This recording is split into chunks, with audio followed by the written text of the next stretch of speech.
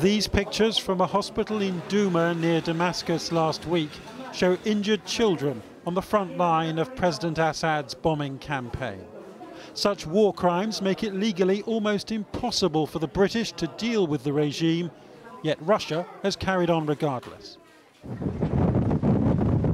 In fact, new Russian military vehicles have appeared on the battlefield.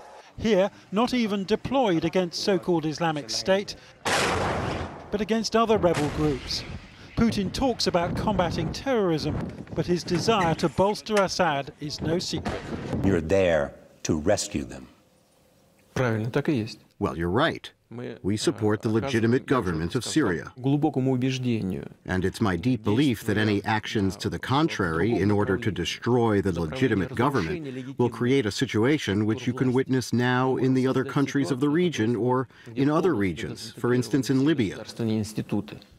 The memory of coalition airstrikes in Libya haunts the Russians, not just because of the chaos there now, but because it made Russia look irrelevant in the Middle East.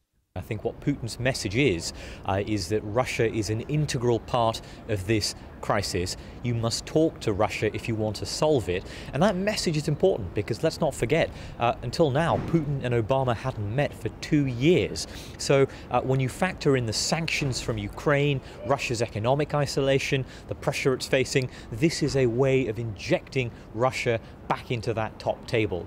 Russia also has military assets it's anxious to defend. Its naval base at Tartus, its only such base outside the former USSR, which is currently being strengthened, and its listening post at Latakia, further up the coast. In the last few weeks, satellite imagery has shown that at least 28 Russian fighter jets are now stationed at Latakia airport, with 2 new military facilities north of there now being built. These aircraft could be purely defensive, or they could engage in combat. They certainly buy Russia influence, and such bases may prove non-negotiable, as the Americans try to find common ground on how to get rid of Assad.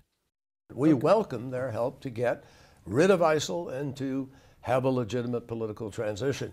But you will not end the crisis of Syria as long as Assad remains this magnet for people to come in and fight.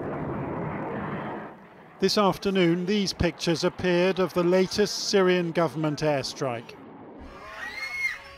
The violence has brought world leaders to the table this week, but for all the talk, there is no sign of agreement. Instead, a terrible regional proxy war in which the torturing, gassing and bombing of Syrians by the regime appears to have left the Russians completely unmoved.